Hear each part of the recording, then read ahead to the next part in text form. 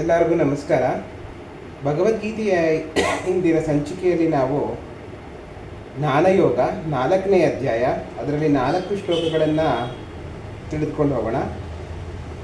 29, 30, 31, 32ನೇ ಶ್ಲೋಕಗಳನ್ನು.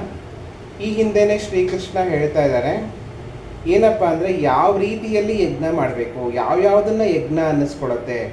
ನಾವು ದ್ರವ್ಯ ಯಜ್ಞವನ್ನಾದರೂ ಮಾಡ್ಬೋದು, ಸ್ವಾಧ್ಯಾಯ ಯಜ್ಞವನ್ನಾದರೂ ಮಾಡ್ಬೋದು, ಧ್ಯಾನ ಯಜ್ಞವನ್ನು ಮಾಡ್ಬೋದು, ಹಾಗೆಯೇ ಬೇರೆ ಬೇರೆ ಥರ ಯಜ್ಞವನ್ನು ಮಾಡ್ಬೋದು. ಯಜ್ಞ ಅಂದರೆ ಏನಪ್ಪ ಅಂದರೆ ಲೋಕ ಸಮರ್ಪಣೆ ಅಂತ ಆಗುತ್ತೆ.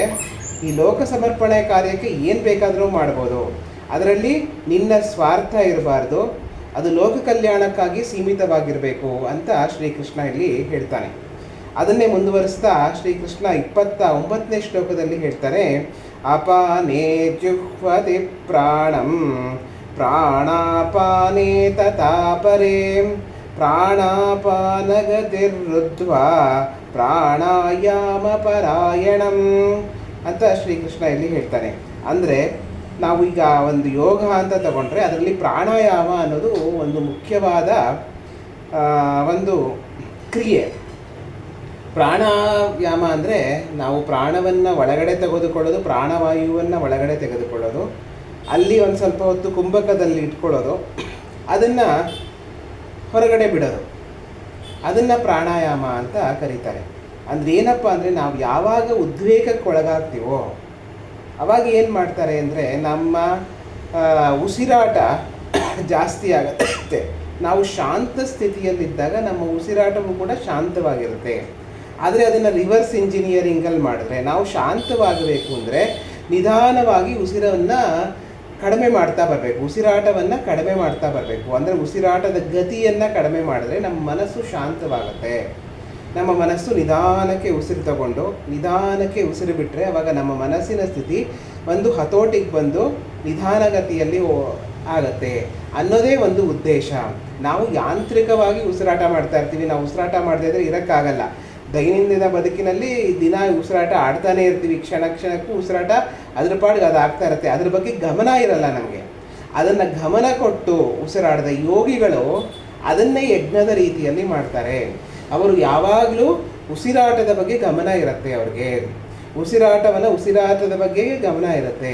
ಉಸಿರಾಟದ ಬಗ್ಗೆ ಗಮನ ಕೊಟ್ಬಿಟ್ರೆ ಆ ಮನಸ್ಸು ಹತೋಟಿಯಲ್ಲಿ ಇದ್ಬಿಡುತ್ತೆ ಅನ್ನೋ ರೀತಿಯಲ್ಲಿ ಶ್ರೀಕೃಷ್ಣ ಇಲ್ಲಿ ಹೇಳ್ತಾನೆ. ಪ್ರಾಣ ಅಪಾನೇ ಜುಹ್ವತಿ ಪ್ರಾಣಂ, ನಾವು ಒಳಗಡೆ ಪ್ರಾಣವನ್ನು ತಗೋತೀವಿ, ಹೊರಗಡೆ ಬಿಡ್ತೀವಿ. ಒಳಗಡೆ ತಗೋಬೇಕಾದ್ರೆ ನಮ್ಮಲ್ಲಿರೋಂತಹ ಈ ಪ್ರಕೃತಿಯಲ್ಲಿರೋ ಎಲ್ಲ ಒಳ್ಳೆಯತನವೂ ನಮ್ಮ ಒಳಗಡೆ ಹೋಗುತ್ತೆ. ಹೊರಗಡೆ ಬಿಡಬೇಕಾದ್ರೆ ನಮ್ಮಲ್ಲಿರೋ ಎಲ್ಲ ಕೆಟ್ಟತನಗಳು ಹೊರಗಡೆ ಹೋಗುತ್ತೆ. ಈ ರೀತಿಯಲ್ಲಿ ಉಸಿರಾಡಿದ್ರೆ, ಈ ರೀತಿಯಲ್ಲಿ ಉಸಿರನ್ನು ತೆಗೆದುಕೊಂಡ್ರೆ ನಮಗೆ ಎಲ್ಲ ರೀತಿಯ ಅನುಕೂಲಗಳಾಗತ್ತೆ ಅಂತ ಶ್ರೀಕೃಷ್ಣ ಇಲ್ಲಿ ಹೇಳ್ತಾನೆ. ಅದನ್ನೇ ಮುಂದುವರಿಸ್ತಾ 30ನೇ ಶ್ಲೋಕದಲ್ಲಿ ಅಪರೇ ನಿಯತಾಹಾರ ಪ್ರಾಣಾನ್ ಪ್ರಾಣೇಶು ಜುಹ್ವತಿ ಸರ್ವೇಪ್ಯೇತೆ ಯಜ್ಞವಿದೋ ಯಜ್ಞಕ್ಷಿಪಿತ ಕಲ್ಮಷಃ ಅಂತ ಶ್ರೀಕೃಷ್ಣ ಹೇಳ್ತಾನೆ. ಅಂದರೆ ಈ ಪ್ರಾಣಾಯಾಮ ಯಾವುದೇ ರೀತಿಯ ಒಂದು ಮನಸ್ಥಿತಿಯನ್ನು ನೀನು ನಿಯಂತ್ರಣ ತಗೋಬೇಕು ಅಂದರೆ ನಿಯತಾಹಾರ, ನಿಯಮಿತವಾಗಿ ಆಹಾರವನ್ನು ತೆಗೆದುಕೊಳ್ಳಬೇಕು. ಆಹಾರ ತುಂಬ ತೆಗೆದುಕೊಂಡ್ರೂ ನಿನ್ನ ಮನಸ್ಸು ಹತೋಟಿಯಲ್ಲಿರಲ್ಲ. ಆಹಾರವನ್ನು ತುಂಬ ಕಡಿಮೆ ತೆಗೆದುಕೊಂಡ್ರೂ ನಿನ್ನ ಮನಸ್ಸು ಹತೋಟಿಯಲ್ಲಿರಲ್ಲ. ನಿಯಮಿತವಾದ ಆಹಾರವನ್ನು ತೆಗೆದುಕೊಳ್ಳಬೇಕು. ಸ್ವಲ್ಪವೇ ಆಹಾರ, ನಿಯಮಿತವಾಗಿ ದೇಹಕ್ಕೆ ಎಷ್ಟು ಬೇಕೋ ಅಷ್ಟು ಆಹಾರವನ್ನು ತೆಗೆದುಕೊಳ್ಬೇಕು. ಇದೇ ಅಂತ ಸಿಕ್ಕಾಪಟ್ಟೆ ತಿನ್ನೋದು ತುಂಬ ತಪ್ಪಾಗತ್ತೆ. ಇಲ್ಲ ಅಂತ ಹೇಳಿ ಏನೂ ತಿನ್ನದೇ ಇರೋದು ನಮ್ಮ ಮನಸ್ಸಿನ ಮೇಲೆ ಪ್ರಭಾವ ಬೀರುತ್ತೆ. ನಿಯಮಿತವಾದ ಆಹಾರ ಪ್ರಾಣಗಳಲ್ಲಿ ಯಾರು ತೆಗೆದುಕೊಳ್ಳುತ್ತಾರೋ, ಈ ಪ್ರಾಣಾಯಾಮ ಅಂತ ಏನು ಮಾಡ್ತೀವಿ ಆವಾಗ ನಿಯಮಿತವಾದ ಆಹಾರವನ್ನು ಪದ್ಧತಿಯನ್ನು ಅಳವಡಿಸ್ಕೋಬೇಕು. ಅದು ಒಂದು ರೀತಿಯಲ್ಲಿ ಯಜ್ಞವೇ ಅಂತ ಶ್ರೀಕೃಷ್ಣ ಇಲ್ಲಿ ಹೇಳ್ತಾರೆ. ಯಜ್ಞದಿಂದ ಯಜ್ಞವನ್ನು ಮಾಡೋದು ಇದು ತುಂಬ ಸುಲಭವಾದ ವಿಧಾನ. ಆದರೆ ಅದನ್ನು ಅರ್ಥ ಮಾಡ್ಕೋಬೇಕು.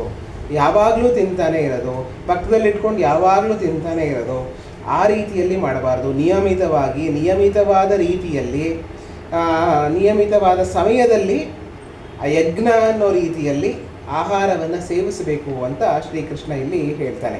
ಅದನ್ನೇ ಮುಂದೆ 31ನೇ ಶ್ಲೋಕಕ್ಕೆ ಹೋಗ್ತಾ, ಯಜ್ಞ ಶಿಷ್ಟಾಮೃತ ಮುಜೋ ಯಾಂತಿ ಬ್ರಹ್ಮ ಸನಾತನಂ ನಾಯಂ ಲೋಕೋಸ್ಯ ಯಜ್ಞಸ್ಯ ಕುತೋನ್ಯ ಕುರು ಸತ್ತಮ. ನಾವು ಈ ಯಜ್ಞ ಮಾಡಿದ ಮೇಲೆ ಅದನ್ನು ನಾವು ಭಗವಂತನಿಗೆ ಸಮರ್ಪಣೆ ಮಾಡ್ದಂಗೆ ಆಗುತ್ತೆ, ಅದನ್ನು ನಾವು ತೆಗೆದುಕೊಳ್ಳಬೇಕು ಅಂತ ಶ್ರೀಕೃಷ್ಣ ಹೇಳ್ತಾನೆ. ಯಾರು ಯಜ್ಞದಿಂದ ಬಂದಿದ್ದು, ಯಜ್ಞ ಮಾಡಿ ಉಳಿದಿದ್ದೇ ಅಮೃತ ಆಗತ್ತೆ. ಯಾವಾಗ ನಾವು ದೇವರಿಗೆ ಸಮರ್ಪಿಸ್ತೀವೋ ಅದು ಅಮೃತ ಆಗತ್ತೆ, ಅದನ್ನು ನಾವು ಸೇವಿಸಬೇಕು ಅಂತ ಶ್ರೀಕೃಷ್ಣ ಇಲ್ಲಿ ಹೇಳ್ತಾನೆ. ಎಲ್ಲ ಕ್ರಿಯೆಯೂ ಯಜ್ಞದ ರೀತಿಯಲ್ಲಿ ನಡೆಯಬೇಕು. ಉಸಿರಾಡೋದಾಗಲಿ, ಆಹಾರ ಸೇವಿಸೋದಾಗಲಿ ಎಲ್ಲವೂ ಯಜ್ಞ ರೀತಿಯಲ್ಲಿ ನಡೆಯಬೇಕು ಮತ್ತು ಸಮರ್ಪಣಾ ಭಾವದಿಂದ ನಡಿಬೇಕು ಅಂತ ಇಲ್ಲಿ ಶ್ರೀಕೃಷ್ಣ ಹೇಳ್ತಾನೆ. ಅದನ್ನೇ 32ನೇ ಶ್ಲೋಕದಲ್ಲಿ ಬರ್ತಾ, ಏವಂ ಬಹುವಿಧ ಯಜ್ಞ ವಿತಥಾ ಬ್ರಹ್ಮಣೋ ಮುಖೇ ಕರ್ಮಜಾನ್ ವಿದ್ದಿತಾನ್ ಸರ್ವ ನೇವ ಜ್ಞಾತ್ವಾ ವಿಮೋಕ್ಷತೆ. ಅಂದರೆ ಈ ಒಂದು ಕ್ರಿಯೆಯನ್ನು ಬ್ರಹ್ಮನ ಮುಖದಲ್ಲಿ ಬಂದಿದೆ. ಅಂದರೆ ಬ್ರಹ್ಮನ ಮುಖ ಅಂದರೆ ವೇದಗಳ ರೂಪದಲ್ಲಿ ಇದನ್ನು ಹೇಳಿದ್ದಾರೆ. ವೇದಗಳ ರೂಪದಲ್ಲಿ ಇದು ಬ್ರಹ್ಮನಿಂದ ಹೇಳಲ್ಪಟ್ಟಿದೆ ಈ ಯಜ್ಞ ಕ್ರಿಯೆಗಳನ್ನು. ಅದನ್ನೇ ನಾನಿನ್ನು ಹೇಳ್ತಾ ಇದ್ದೀನಿ. ಹಿಂದೆನೇ ಹೇಳಿದೆ, ಇದು ತುಂಬ ರಹಸ್ಯೋತ್ತಮವಾದದ್ದು.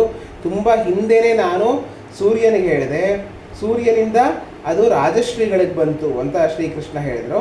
ಅದೇ ರೀತಿಯಲ್ಲಿ ಇದನ್ನು ಬ್ರಹ್ಮನ ಮುಖದಿಂದ ಈ ವಾಕ್ಯಗಳು ಬಂದಿದೆ, ಅಂದರೆ ವೇದಗಳಲ್ಲಿ ಇದನ್ನು ಹೇಳಲ್ಪಟ್ಟಿದೆ ಅಂತ ಶ್ರೀಕೃಷ್ಣ ಇಲ್ಲಿ ಹೇಳ್ತಾನೆ. ಇಷ್ಟನ್ನು ಇವತ್ತಿಗೆ ನೋಡ್ತಾ ಮುಂದಿನ ಸಂಚಿಕೆಯಲ್ಲಿ ಮುಂದಿನ 4 ಶ್ಲೋಕಗಳನ್ನು ನೋಡೋಣ. ಎಲ್ಲರಿಗೂ ನಮಸ್ಕಾರ.